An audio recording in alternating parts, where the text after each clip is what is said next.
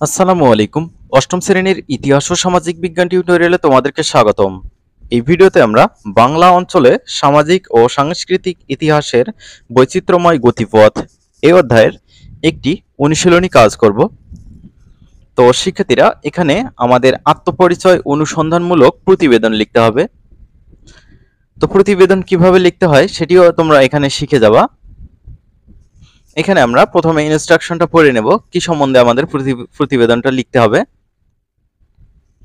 আদিকাল থেকে শুরু করে ১৯৭১ সাল অবধি বাংলা অঞ্চলে বসবাসকারী মানুষের সামাজিক ও সাংস্কৃতিক ইতিহাসের বৈচিত্র্যময় গতিপথ সম্পর্কে তোমরা কিছুটা ধারণা পেয়েছ।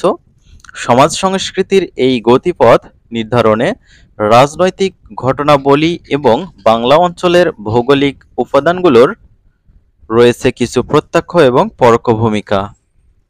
পরিবার থেকে শুরু করে রাষ্ট্র ও সমাজে আমাদের পরিচয় গঠন প্রক্রিয়ায় যুগে যুগে নানান উপাদান যুক্ত হয়েছে, নানান ধারার মানুষের সংমিশ্রণ ঘটেছে।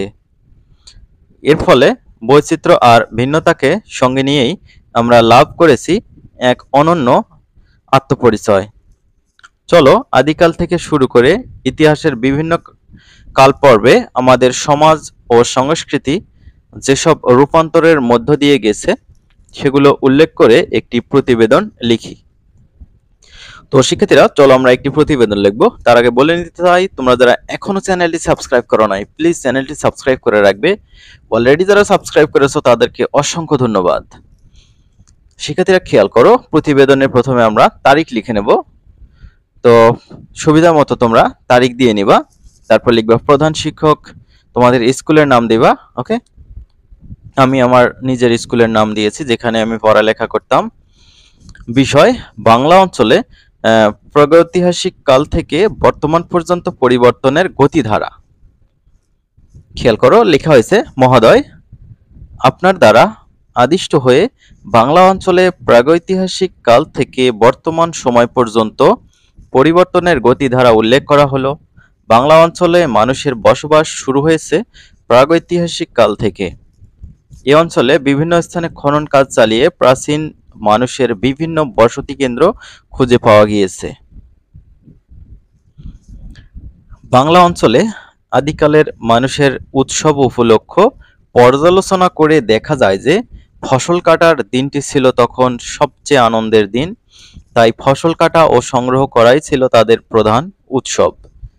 বাংলা অঞ্চলে আর্য ভাষাগোষ্ঠীর আগমনের পরপরই এখানকার সমাজ সংস্কৃতিতে আমূল পরিবর্তন ঘটে।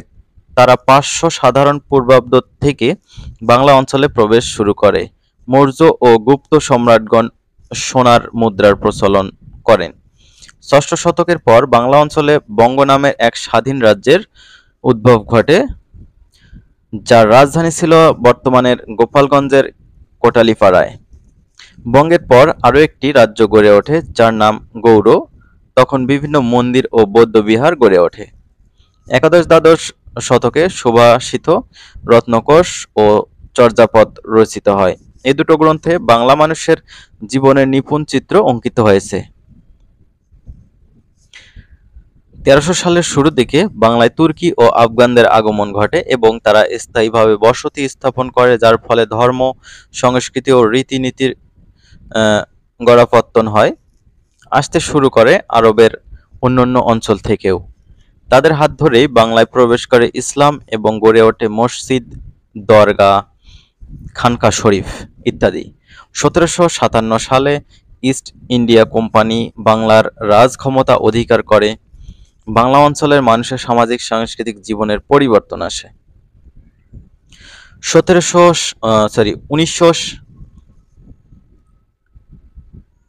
১৯৪৭ সালে, এটা ৪৭ হবে, হ্যাঁ, ভারত ভাগের মাধ্যমে ব্রিটিশ তাড়ানো হয়।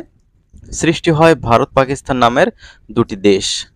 পূর্ব বাংলা পরে পাকিস্তানের অধীনে। পাকিস্তানের শাসক গোষ্ঠী তাদের ভাষা উর্দুকে রাষ্ট্রভাষা করতে চায়, কিন্তু পূর্ব বাংলার শিক্ষার্থীরা ক্ষোভে ফেটে পড়ে। শুরু হয় আন্দোলন। ভাষা শহীদদের রক্তের বিনিময়ে বাংলা ভাষা প্রতিষ্ঠা পায়। প্রতিবেদক তোমার নাম দিবা, তোমার শ্রেণী দিবা তোমার রোল দিবা, শাখা থাকে শাখা দিবা। ওকে, তো এভাবেই তুমি এই প্রতিবেদনটা লিখতে পারো।